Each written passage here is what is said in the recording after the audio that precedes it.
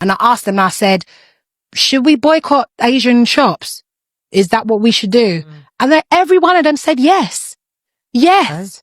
Because how are black people supposed to mobilize if they're in our communities? It's not no Asian hating. It's about economics and why black people can't keep their black money within their community. So when you go to your corner shops and, you know, the food stock that they sell, right? They sell our food. They go to the corner shops. They have chicken shops lined up in our thing. It's all going back into their community. How's it coming back into ours? No, you guys, this is not leading to a collapse. This is the empire collapsing. I feel like a lot of people think that things always happen all at once. That's not how it works. The empire is collapsing. I haven't been to an Asian beauty supply store since Stop Asian Hate. And I know what y'all about to say. Oh, it's not all Asian people, right? But in my experience, living where I live, Asian stores have been anti-black and racist towards black people. And that's not a what if, that's a fact. I've literally experienced that. I've experienced being followed around. I experienced being stared at and looked at weird and rushed. I've experienced those things. So I haven't been supporting Asian businesses since then. Okay. It wasn't hard for me to stop going to Target because I really didn't go anyway. But Walmart, it was kind of hard because I used to go all the time. But I stopped going to Walmart. So if I could stop going to Walmart, y'all can stop going to Walmart. What else? Yeah, that's been my way of protesting, boycotting, and spending my money in places where it better serves me. And I've just been mostly buying groceries and cooking things.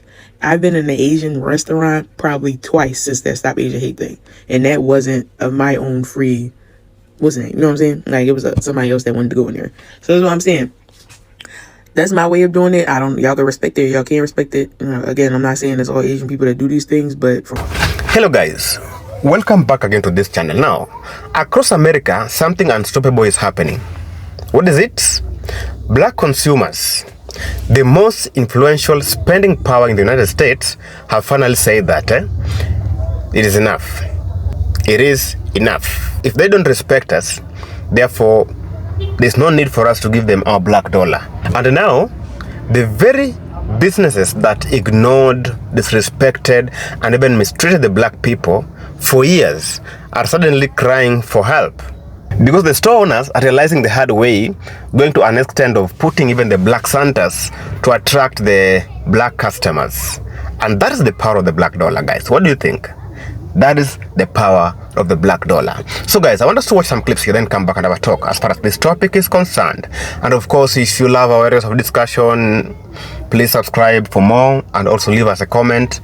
And guys, let's dive straight, then come back and have a talk. And I asked them, I said, should we boycott Asian shops? Is that what we should do? And then every one of them said yes. Yes.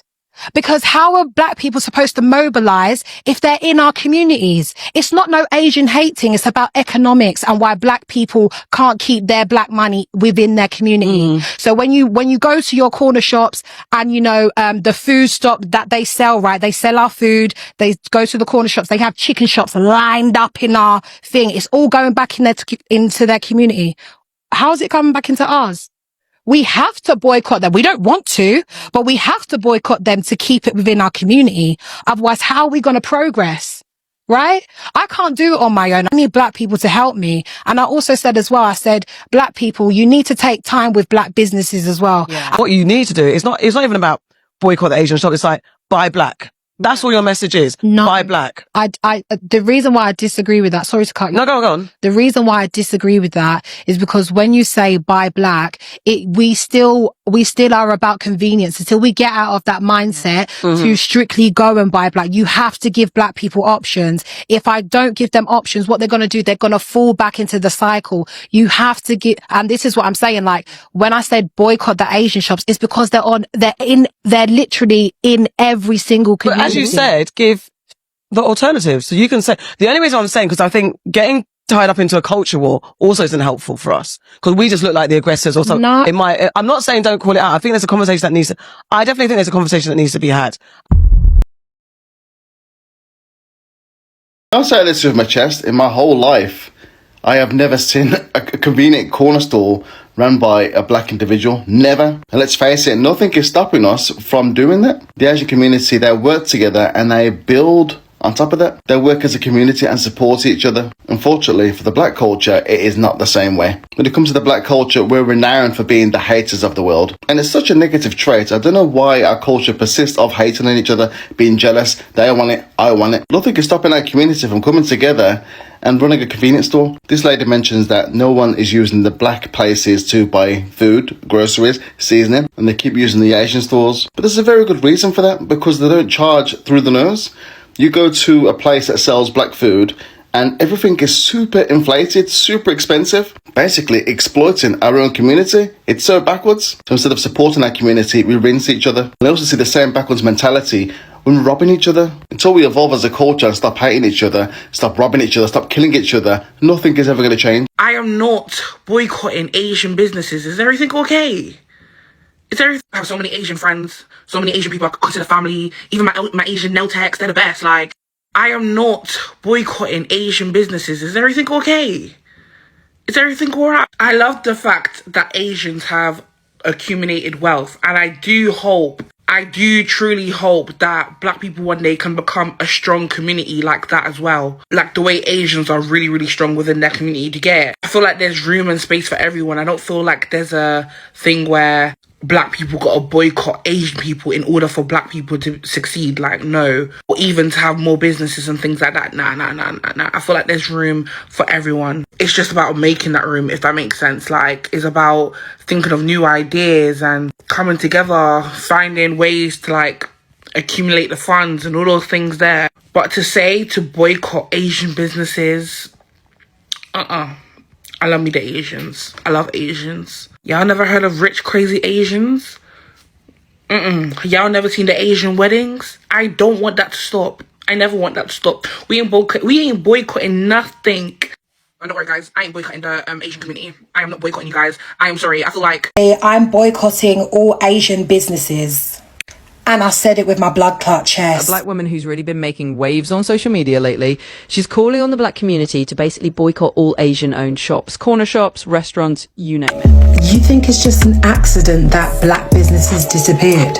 Now, why is she doing this? Well, she argues that Asian communities got a leg up from the British establishment. Like, historically, they had it easier getting mortgages, starting businesses, and just weren't targeted as much as black communities who faced, higher stop and search rates and more barriers to building wealth. So she's saying, let's redirect our money to black-owned businesses. And yeah, she's getting quite a bit of support from folks who feel like, finally, we're doing something to empower our own community. Some people are even saying they've already started boycotting and it feels good to keep the money circulating locally in the black community. But here's the other side. She's also facing a ton of backlash. A lot of people are calling this out as basically racism in reverse. They're saying, look, you can't boycott businesses based on the owner's skin color. That's just not how a modern, fair society works. Critics are pointing out that Asian communities face plenty of hardship too. They dealt with racism, Islamophobia, and they often succeeded because of really hard work, long hours, and strong family networks. So to them, this isn't about privilege. It's about sacrifice and effort. And then you've got folks saying she's got double standards. Why only target Asian businesses? Why not apply the same logic to other groups? And people are really worried that this kind of rhetoric's just going to divide communities that have lived side by side for ages. So that's the situation in a nutshell. It's a big, messy debate with strong feelings on all sides. What many people don't understand is that it's over for America. America has seen its best days. There used to be a time when the world looked up to America and thought America was the great example of what a country could be. But all the other countries are catching up. The American people are struggling. Our leadership sucks. The parties are whack. And every single day we're praying for inflation to go down. Unfortunately, everyone's pretending like things are okay. And that's the worst part about it. The next couple of years, we're going to see a huge change in America. Potentially, we may see destruction. We may see civil war. We may see all-out battle between the states. Next presidential election is going to be crazy. And I still love living here. I still love America. But let's be real. All empires fall. And I think America has fallen. The American empire is over. We're done. We peaked about 12, 15 years ago, and we are on a down. And it's very hard for the American people, which I understand. I am one. It's hard to get your head around that. We've had a century of on the way up, which is a lot more fun than on the way down. But it does happen to every empire. We're only the latest. Look at the British, how far they've fallen. We're in that process. So the problem with the trickle down is, yeah, there might be more jobs, but they're going to be created in China. They're going to be created in Brazil. They're going to be created in India. They're not created here. The best electric vehicles in the world right now, but by uniform global agreement, are produced by something called the BYD Corporation, which probably most folks have never heard of, which is Chinese. BYD, the initials, BYD. They make the best quality, cheapest electric car and truck. All right. You don't see them anywhere in the United States. Why not? Because Mr. Trump put a 27% tariff on them, and Mr. Biden raised it to 100%. And people will be forced to buy U.S. stuff. Right. Which then creates U.S. jobs, which again stimulates the economy. All right, let me be the economist. Okay? That's good for the Tesla company, which I'm sure is purely coincidental, and GM and Ford and the others. Good. And they'll maybe be able to hold on to some jobs. Good. But now let's follow the bouncing ball, because that's my job as an economist. Yeah. Everywhere else in the world, every company in Asia, Africa, Latin America that competes with an American company that has to buy a truck as part of its business will go to China and buy the best truck at the lowest price, $30,000, the best truck. No American company that competes with them will do that. And you know what that means? Those companies will be able to charge a lower price because they have better inputs than the American company, which doesn't. In the long run, that will lose Americans' jobs left and right as they're outcompeted by all the rest of the world that can go and buy, and is buying, BYD trucks. If you go to Europe right now and you go on the auto routes all over Europe, you'll see BYD cars and trucks. America is shooting itself in the foot. If you take the United States together with the other G7 countries, that used to be the dominant bloc of the world, right? The United States, let's just enumerate them so everybody knows. Canada, Japan, Germany, France, Italy, and Britain, okay? The G7, oh, and I'm going to add up all the GDP, gross domestic product, total output of goods and services of all of those 7 countries, U.S. and its major allies. And now I'm going to compare it to the gross added up GDPs of China and its allies, known now as the BRICS. Okay, you add up the United States, about 28% of world output. You add up China and the BRICS, it's 35% of the world output. We aren't the wealthiest bloc in the world. We're number 2. And that's new. And that changes everything. Stop. And you can rattle your sabers all over the board. You put the 7th Fleet in the South China Sea. Isn't going to change that. You've got to come to terms with that, but we are led by people who don't want to do that, because nobody wants to be the politician who has to explain to the people it's over. What is happening in Ukraine is a major strategic defeat for the United States and their goal of maintaining U.S. hegemony and dominance over the planet. The United States is currently following a military and foreign policy strategy of what is called strategic sequencing. What this means is you may have 3 separate enemies, but it doesn't make sense to try and fight all 3 enemies at the same time. So instead, you strategically sequence what enemies you will fight in what order. So what that has looked like so far for the United States is first fighting against Russia, leveraging its proxy conflict with Ukraine. Its second strategic sequence would then be fighting against Iran, leveraging Israel to engage in this conflict. And then finally, the actual big piece of the equation, the one that the United States is actually trying to attempt to fight against, is China, which would be leveraging the Philippines and trying to invoke a conflict by sparking China to retaliate against the Philippines in the South China Sea. This has been the United States' strategy for at least a decade now at this point of trying to do the strategic sequencing. But it has been failing, and the reason it's failing is because the world is no longer like it used to be. It's not the 1990s anymore at the fall of the USSR, where the United States practically lost any near competitor. There were no adversaries that the US had to defend against, strategic adversaries. So the US practically got drunk on that power. They dominated all of the international waters. Everything the US wanted internationally went that way. They were able to print money to fuel their military industrial complex. They went into wars in the Middle East just burning money, and no one could say anything or do anything to hold them accountable. But now that is no longer the case, as we see the development of something like BRICS, which has offered economic sovereignty or economic isolation away from the Western world, and as we see the industrialization of the global South in places like China that are now offering a technological edge against the United States, a manufacturing capability against the United States that otherwise used to be the dominant power in these areas, it is fundamentally threatening the United States' position.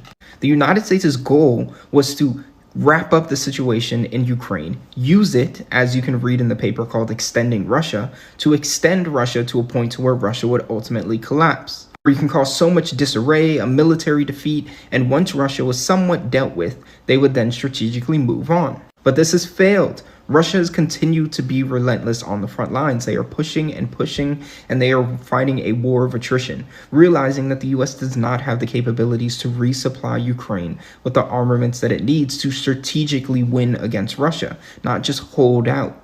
Russia is spending about 5,000 munition shells every single day and thousands of drones every single week against Ukraine, to the point to where their capabilities of drones will probably hit 1,500 by the end of this year. Whereas the United States is only capable of supplying a few hundred. So what is the United States' plan? Their plan is to pause the conflict, similar to what we saw in a Minsk I or a Minsk II agreement, where the US comes to some sort of ceasefire and freezes the conflict. Because then this way, the United States can use Europe to send in troops. And these troops, of course, then protect Ukraine, which sets the precedent of what the future conflict would be, which would be if Russia decided to re-engage, it would be a conflict against a larger whole of NATO. And Russia knows this is the situation. Back in 2022, we saw through the negotiations of Ukraine and Russia where Russia somewhat agreed to a negotiation, accepting this to be the reality, of course with terms that were more favorable to Russia than the United States would otherwise want. So as of right now, on the front lines, we're at a strategic bind where the United States wants a freezing of the conflict so it can pivot to the South China Sea and it can pivot to Iran. Whereas Russia, realizing the leverage that they have by fighting this war of attrition and by also seeing the industrial capacity the US lacks, refuses to accept. It will not accept anything less than what it is that Russia wants because it knows the US has no options. It is either escalate against Russia, who realizes the strategic sequence of enemies the US wants to fight against. If you notice, Iran and China both have relationships with Russia. They have codified their military partnerships and economic partnerships into a bloc. Whether this be direct or by proxy, they are all supporting themselves and supporting each other against the United States, which is not something the US originally planned for. So the question now becomes, what will the United States do to maintain the strategy of destroying Russia, then Iran, and China, as we see what just happened yesterday of a major military success in Russia's favor? How will the negotiations with Trump and Putin come out in the next 3 days?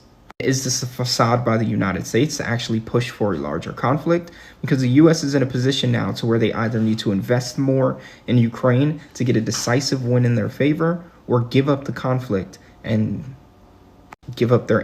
It is such a bizarre, uncanny feeling to watch my home country of America burn down from the safety of Norway, having immigrated. I thought at some point I was going to do like a TikTok band series. Now I think I'm going to call it the America is Burning Down Roman Empire style series. Let's talk about these plane crashes. I guess these plane crashes could just be seen as a total coincidence.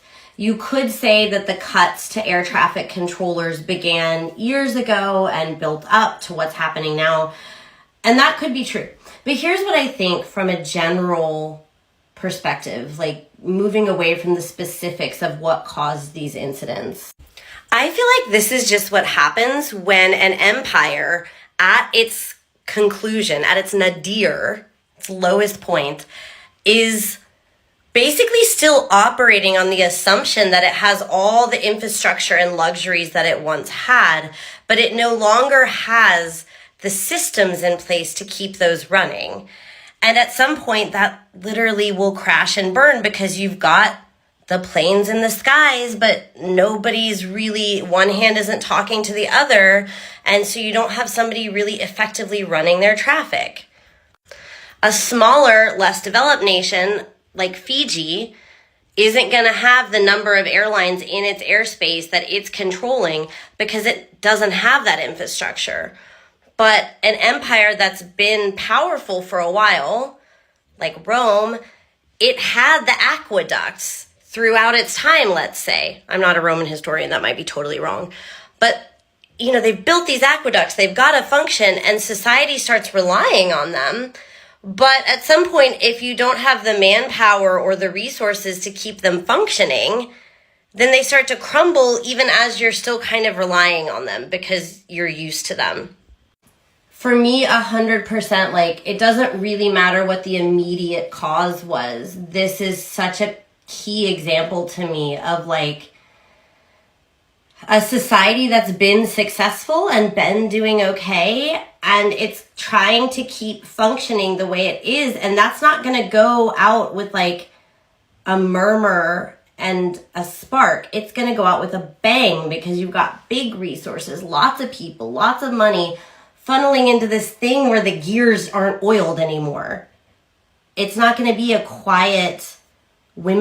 Every time empire is afraid of losing control, it goes into oppression mode, into violence mode. Think about every single movie you've seen that's all about the resistance, i.e. Hunger Games, for example. When they feel like they're losing control, they send in the troops to try to instill fear into people. That's what's going on right now here in LA. Empire is losing the grip.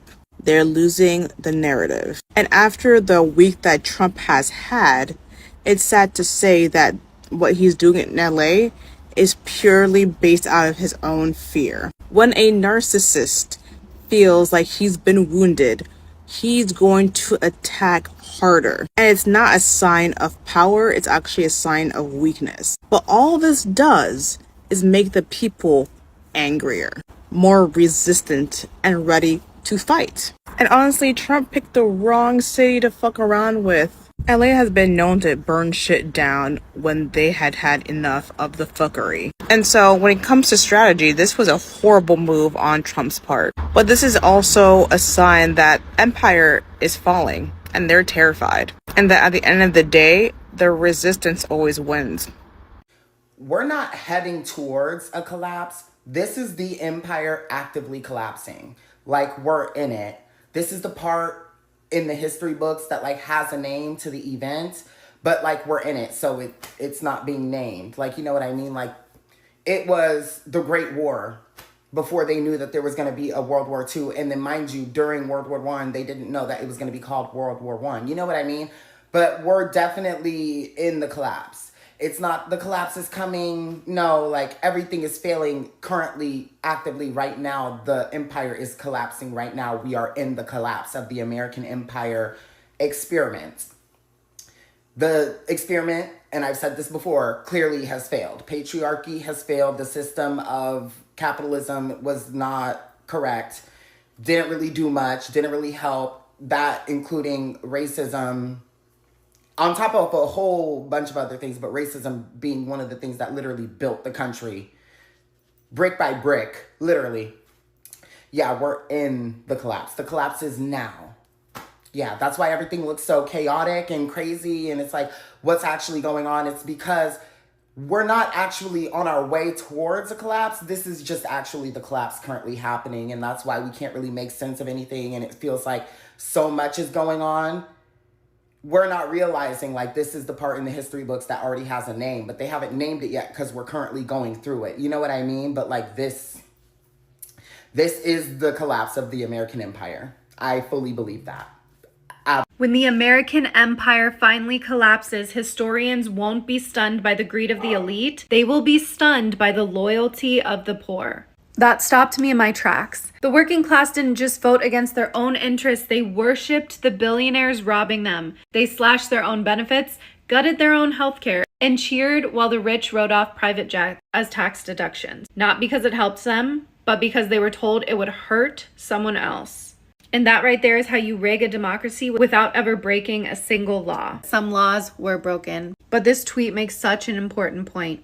The greed of the elite is expected.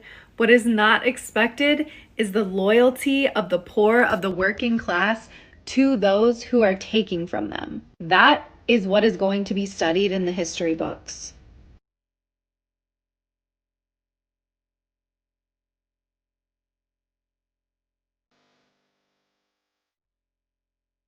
Desegregation. We're 50 years into Brown, and we've resegregated.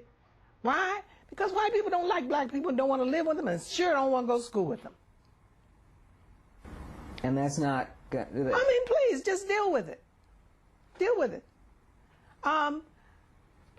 Decentralization didn't work. Why didn't decentralization work? It didn't work because there was not enough money to implement it, and taxpayers don't want to pay any more money to educate, and not, at least not black people in the center cities. So, you know, anywhere you go, but I don't even want you to deal with the what do you call it, anecdotal knowledge. I want you to deal with the studies.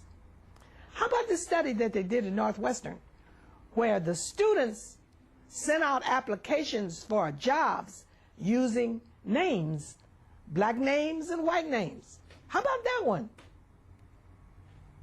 So Lakeisha Washington and Jamal Jones didn't get the job, but Brendan Fraser and Emily Walsh did? I mean, now how much clearer can you be that whiteness is important? But then what do you say to a young black person in terms of, yeah, education is worth it, you gotta get out there and the kinds of things that your mother used to say to you about get as educated as you can and you can beat the system? It's not going to work. That's why these kids aren't doing anything in school. Don't you understand? They understand you're a big liar. And the other thing is, we're not doing anything about it. The preachers aren't doing anything about it. The teachers aren't doing anything about it. NAPSI's not doing anything about it. NAACP's not doing anything about it. The Urban League's not doing anything about it. Why? Because the topic is politically incorrect and must be sanitized. Even at the expense of their own children's education. It is done so. That's what's happening right now, right here, this minute. We don't have the courage that our people had during Jim Crow. Where is the Ida B. Wells? Where is the Mary McLeod Bethune? Where are they? We don't have the courage that our ancestors had. Why not? It would seem that it doesn't take as much courage to step out there and fight the battles. But it does. It does? Oh, yeah.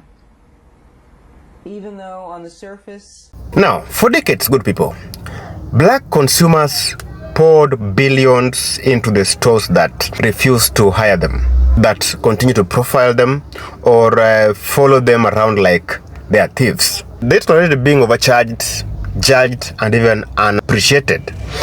But now, the black America has awakened and they're now being united. And they say that we buy with power and we boycott with the power.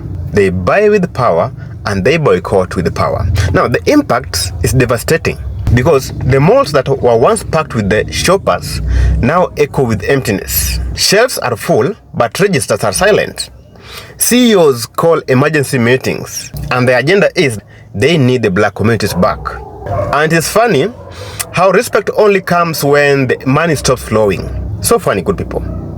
They only see the value of black people when the black people have blocked the flow of their black dollar. Now, store owners who once mocked the black culture are now trying to profit off it, offering fake black support, sales, dropping black slangs like it's a coupon code begging. But now, the black consumers are responding loud and clear, and they're saying that enough is enough. You didn't care about us before, you didn't love us, you judged us. Now, don't act brand new, because you are the same person. So guys, I want us to watch some clips here, then come back and have a talk as far as this topic is concerned. And of course, if you love our areas of discussion, please subscribe and leave us a comment in the comment section. Let's dive straight, then come back and have a talk. Since the black Americans started boycotting these businesses that never respect them, we see bankruptcy skyrocketing, we see businesses shut down overnight, investors panicking or leaving, and some stores even put up desperate signs like, "We value all customers, we are sorry." Now they realize that they have been doing wrong to the black people. Now they are realizing that the black dollar is very powerful. They are begging for the same people that they once disrespected. The same people that they once ignored, and the same community they thought will never stand up for itself. The people they thought will never speak as one people. But black Americans is done being everybody's profit machine. They are saying it is enough. It is enough with your disrespect to our community, and we are going to preserve our black dollar for our own people. Now, let this be a warning to every corporation and small business across the nation that don't value black people. If you cannot value black humanity, you will lose the black dollar. Because the message is very clear that black spending power built the economy of the United States. And the black boycott power can bring that economy down because they own the economy. Respect is no longer an optional thing. Equality is not negotiable. Black people need equality. And the days of taking black customers for granted is over. Okay? Now, thanks so much for watching this video. And of course, if you love our videos, please subscribe and leave us a comment in the comment section.